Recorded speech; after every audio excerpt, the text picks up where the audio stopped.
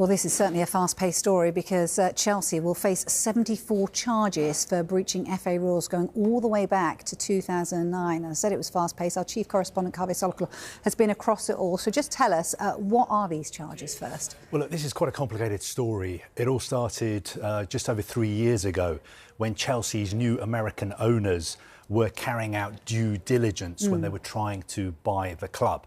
Due diligence, that means going through all the historical accounts just to make sure that they were paying the right price for what they were buying. During this due diligence, they uncovered some discrepancies. It appeared that there were some payments which hadn't been recorded properly in Chelsea's accounts, and the accounts which were submitted to the Football Association, the Premier League and UEFA. So what they did is they said to Roman Abramovich's lawyers, they said, look, out of the £2.5 billion that we're paying for Chelsea, we are going to withhold £100 million because we want to cover any unforeseen future liabilities. So they could see a potential problem. Gosh. And then as soon as they bought Chelsea, what they did is they went to the FA, they went to the Premier League, they went to UEFA and they said, we have discovered these potential breaches.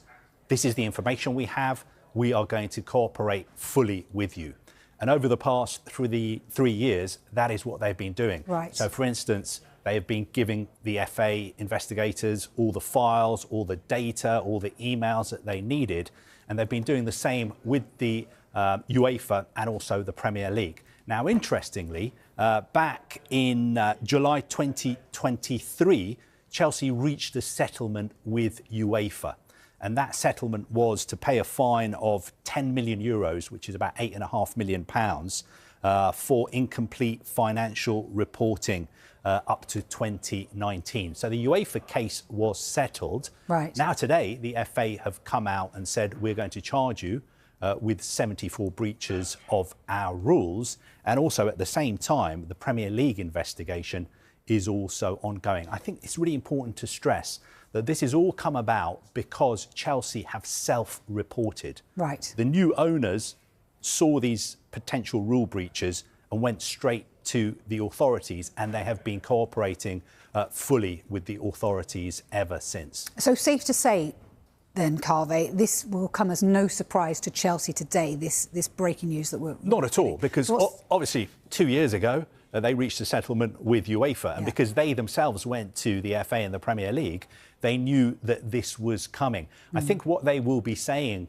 to the FA, the Premier League, and also what they said to UEFA is, look, we discovered this, we have come straight to you, and this has got really nothing to do with us, because this all happened under the previous ownership. Right. So I think this is all to do with payments that were made in connection with historical transfers. Okay. I've been led to believe that it has to do with the transfers of players, for instance, like Eden Hazard, Willian, Samuel Eto'o. Now, the suggestion is that there were some payments connected to historical transfers under Chelsea's previous ownership that were not registered properly in Chelsea's accounts. Okay. So the new owners are saying, this has really nothing to do with us, but we're doing everything we can to cooperate with the authorities and to flag up any potential rule breaches which we've discovered. Have they responded in any way to this today? Chelsea? Yeah. Yeah, Chelsea have released a statement just in the last few minutes. They say that they're pleased to confirm that its engagement with the FA concerning matters that were self-reported by the club is now reaching a conclusion. They go on to say that they noticed these discrepancies, and as soon as they did, they reported them to the relevant authority.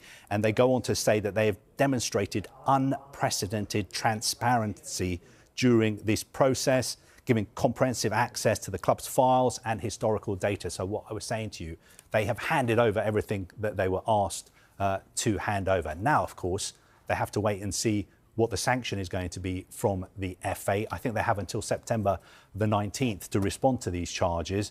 Also, of course, they have to wait and see what the Premier League decide to do. Yeah, and you mentioned the fact that they'd kind of set aside some money for this. They've had to spend approximately, what you say, £8 million in terms of the UEFA fines. What could they face, do you think, in terms of the FA and the Premier League then? I think from the perspective of Chelsea's new owners, they would expect a financial penalty. Right. I think there's a possibility of a sporting sanction as well. There's been talk, for instance, of a points deduction. But I think if you go down the road of a points deduction, then in a way you are punishing the wrong people, because the people who, if it's proved that they did break these rules, they're no longer at the club at all. So why would you punish the present owners, the present squad who had nothing to do with this at all?